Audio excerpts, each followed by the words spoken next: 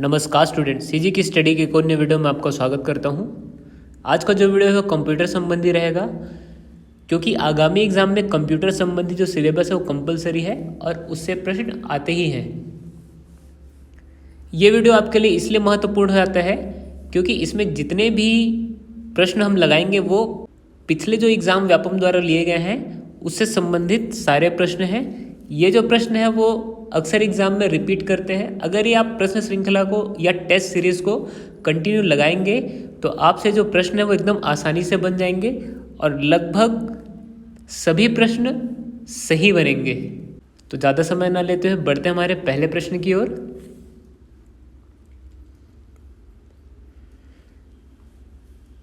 हानिकारक प्रोग्राम का पता लगाकर रोकने एवं हटाने का कार्य संपादित करने वाले सॉफ्टवेयर को कहते हैं। देखिए, जितने भी प्रश्न हैं वो पिछले एग्जाम से उठाए हुए प्रश्न हैं, बिल्कुल आप याद रखिए।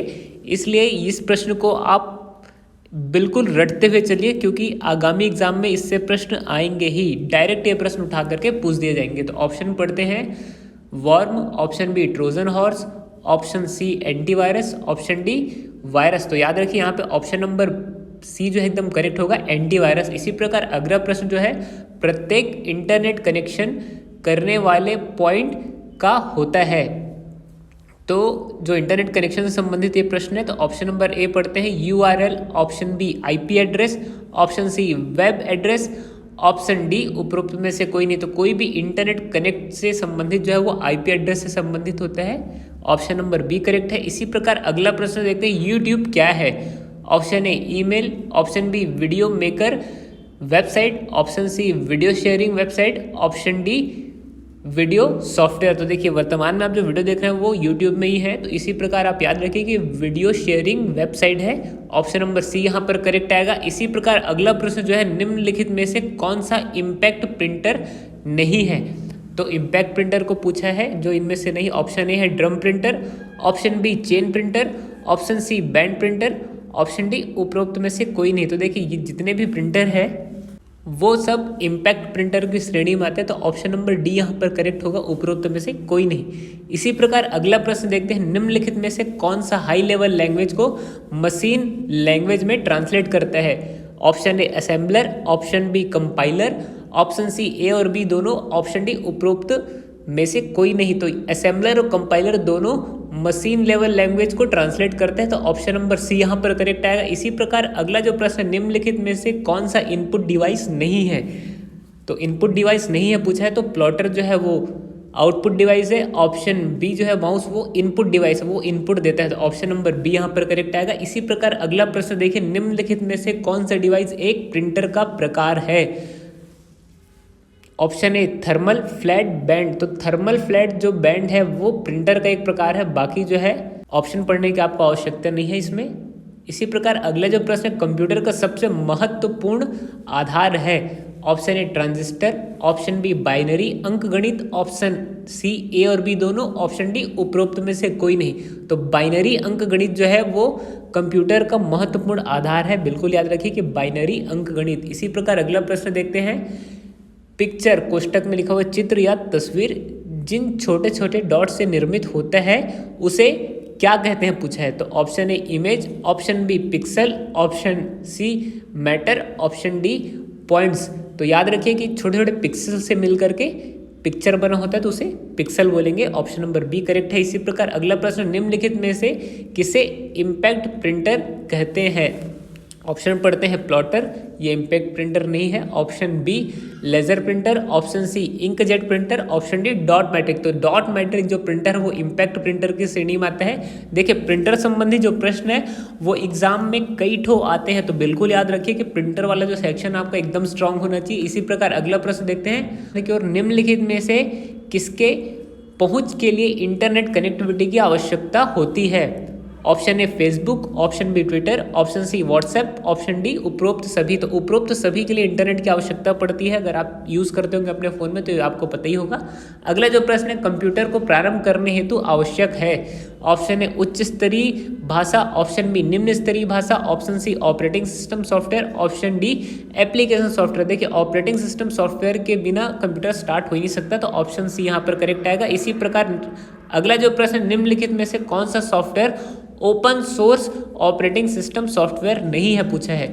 तो Ubuntu, option B free BSD, option C open सोलेटरी, ऑप्शन डी मैकिन्टोश। तो ऑप्शन डी यहाँ पर करेक्ट आएगा। मैकिन्टोश जो है वो ओपन सोर्स सॉफ्टवेयर नहीं है। इसी प्रकार अगला प्रश्न देखते हैं, MS वर्ड सॉफ्टवेयर के कार्य करते समय F12 बटन दबाने पर क्या खुलता है, पूछा है। तो option A save as dialog box खुलता है। तो ऑप्शन नंबर ए यहाँ पर करेक्ट होगा। बिल्कुल रट लीजिए क्योंकि इससे संबंधित प्रश्न आते ही हैं, फंक्शन की से संबंधित जो प्रश्न है वो आते ही हैं। अगला जो प्रश्न, निम्नलिखित इंटरनेट पर एकल डॉक्यूमेंट को कहते हैं। तो एकल डॉक्यूमेंट पूछा इंटरनेट में, तो option A email, option B website, option C web page, option D file. तो याद रखिए वेब पेज जो होते हैं एकल डॉक्यूमेंट होते हैं। ऑप्शन नंबर सी यहाँ पर करेक्ट आएगा। इसी प्रकार 17 नंबर जो प्रश्न, निम्नलिखित में से कौन सा प्रिंटर में सूखी स्याही का उपयोग होता है। तो option A laser printer, option B line printer, option C dot matrix printer, option D thermal printer. देखिए सूखी स्याही का प्रयोग जो है लेजर प्रिंटर में होता है। ऑप्शन नंबर ए यहाँ पर करेक्ट आएगा। इसी प्रकार अगला प्रश्न, कंप्यूटर वास्तव में समझता है। Option A machine language, option B उच्च स्तरीय भाषा, ऑप्शन सी अंग्रेजी भाषा, ऑप्शन डी असेंबली भाषा। तो मशीन भाषा को कंप्यूटर समझता है, तो ऑप्शन नंबर ए करेक्ट आएगा। अगला जो प्रश्न है, MS एक्सेल में खाली स्थान एक फलन नहीं है। तो यहाँ पर बिल्कुल याद रखिए जो फलन से संबंधित है, तो ऑप्शन नंबर बी यहाँ पर एकदम करेक्ट आएगा। ADD जो ऐड वाला जो फंक्शन है वो एक फलन होता है MS एक्सेल में। इसी प्रकार अगला प्रश्न देखते हैं, साइबर साइट या साइबर राइट वायरस है। तो याद रखिए कि साइबर राइट जो वायरस है विंडोज़ वायरस होते हैं। बिल्कुल एकदम गांठ बांध के रख लीजिए कि ये जो ऑप्शन है एकदम करेक्ट है। ये वाले प्रश्न कई बार एग्जाम में पूछा जा चुका है।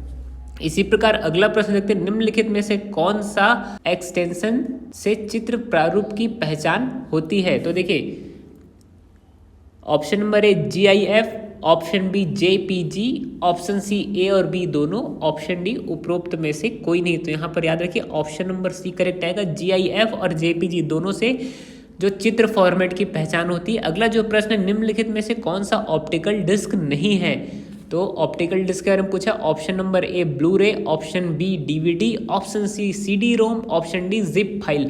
तो याद रखिए ऑप्शन नंबर डी यहाँ पर करेक्ट आएगा, जिप फाइल ऑप्टिकल डिस्क नहीं है। अगला प्रश्न है, ईमेल एड्रेस में hostop@yahoo.com में hostop क्या कहलाता है। तो यहाँ पर याद रखिए ये यूज़र नेम कहलाता है। स्टार्टिंग @ जितना भी उसके आगे का रहेगा वो यूज़र नेम कहलाता है। तो ऑप्शन नंबर सी यहाँ पर करेक्ट आएगा। अगला जो प्रश्न है, इंटरनेट में सूचनाओं को ज्ञात करने हेतु प्रयुक्त टूल को कहते हैं। Option A search port, option B search engine, option C search station, option D search particle. देखिए सर्च इंजन कहेंगे किसी भी इंटरनेट में अगर किसी को अपन को सर्च करना है तो सर्च इंजन के थ्रू होता है। ऑप्शन जो अगला जो प्रश्न उसको देखते हैं, निम्नलिखित में से कौन सा कथन सत्य है। ऑप्शन ए CD की मेमोरी DVD से अधिक होती है, बिल्कुल गलत है। ऑप्शन बी DVD की मेमोरी CD से अधिक होती है, तो ये एकदम करेक्ट है। DVD की मेमोरी CD से सही होती है। ऑप्शन नंबर बी यहाँ पर करेक्ट आएगा। अगला जो प्रश्न है, 1260 नामक कंप्यूटर वायरस किस प्रकार का वायरस का उदाहरण है। Option A boot sector, option B micro, option C multiple type, option D जो है पॉलीमार्फिक। तो याद रखिए ऑप्शन डी यहाँ पर करेक्ट आएगा। जो 1260 है वो पॉलीमार्फिक वायरस है। इसके अलावा अगला प्रश्न देखते हैं, निम्नलिखित में से कौन सा पेज प्रिंटर है। Option A inkjet printer, option B laser printer, option C dot matrix printer, option D उपरोक्त में से कोई नहीं। देखिए यहाँ पर कई लोग कंफ्यूज होते हैं, तो याद रखिए कि लेजर प्रिंटर जो है वो पेज प्रिंटर के रूप में कार्य करता है। अगला जो प्रश्न है, वेब की भाषा कौन सी है। Option A Java, option B C#, option C HTTP, option D HTML। तो यहाँ पर याद रखिए कि ऑप्शन डी यहाँ पर करेक्ट आएगा। इसी प्रकार अगला प्रश्न देखते हैं, निम्नलिखित में से कौन सा ऑपरेटिंग सिस्टम सॉफ्टवेयर किसी कंप्यूटर को प्रारंभ करने के काम में लाया जाता है। तो option A MS-DOS, option B Unix, option C Windows, option D जो है उपरोक्त सभी। देखिए ये जितने भी है ओपन सोर्स सॉफ्टवेयर हैं, तो याद रखिए कि ये तीनों का इस्तेमाल किसी सिस्टम सॉफ्टवेयर को स्टार्ट करने या कंप्यूटर को स्टार्ट करने के लिए किया जाता है। अगला जो प्रश्न, निम्नलिखित में से कौन सा इंटरनेट कनेक्शन के लिए इस्तेमाल नहीं किया जाता है पूछा है। तो बिल्कुल याद रखिए कि यहाँ पर जो VDU है ऑप्शन नंबर सी, वो उसका करेक्ट आंसर होगा। अगला जो प्रश्न देखते हैं, GIF का तात्पर्य क्या है? GIF का फुल फॉर्म पूछा है। Option number A identification format, option B graphic interchange format. तो याद रखिए GIF का फुल फॉर्म होता है graphic interchange format, option number B यहाँ पर करेक्ट आएगा। इसी प्रकार अगला जो प्रश्न है, टेलीफोन में निम्नलिखित में से किस संचार टेक्नोलॉजी का उपयोग किया जाता है? तो दरअसल याद रखिए टेलीफोन में वर्तमान में ऑप्टिकल डिस्क का प्रयोग किया जाता है, तो यहाँ पर ऑप्शन नहीं है, तो बिल्कुल यहाँ पे इसको समझ लीजिए कि ये गलत है ये प्रश्न। अगला जो प्रश्न उसको देखते हैं, पेरीफेरल परिधि का तात्पर्य क्या है? देखिए पेरीफेरल जो कंप्यूटर से लगे हुए जितने भी एडिशनल जो मशीन होते हैं उसे पेरीफेरल कहते हैं, तो ऑप्शन नंबर ए करेक्ट आएगा, कंप्यूटर से जोड़े गए डिवाइस को कहते हैं। अगला जो प्रश्न है 34 नंबर, निम्नलिखित में से किस चिकित्सकीय जांच में कंप्यूटर अथवा कंप्यूटर के पेरीफेरल का उपयोग किया जाता है? तो यहाँ पर ऑप्शन नंबर डी यहाँ पर आएगा, उपरोक्त सभी होना चाहिए, उपरोक्त सभी। तो ये ऑप्शन नंबर डी यहाँ पर करेक्ट आएगा। दरअसल ये व्यापम द्वारा पूछा गया प्रश्न है, तो यहाँ पर मिसप्रिंट ये दरअसल विलोपित हो गया था, व्यापम ने इसे विलोपित कर दिया था क्योंकि ऑप्शन यहाँ पर उपरोक्त में से कोई नहीं लिखा था, जबकि उपरोक्त में से सभी होना चाहिए। अगला प्रश्न देखते हैं, निम्नलिखित में से कौन सा प्रोटोकॉल इंटरनेट में इस्तेमाल किया जाता है? तो याद रखिए TCP का प्रयोग किया जाता है इंटरनेट प्रोटोकॉल के रूप में, जिसका फुल फॉर्म होता है इंटरनेशनल टेलीकम्युनिकेशन।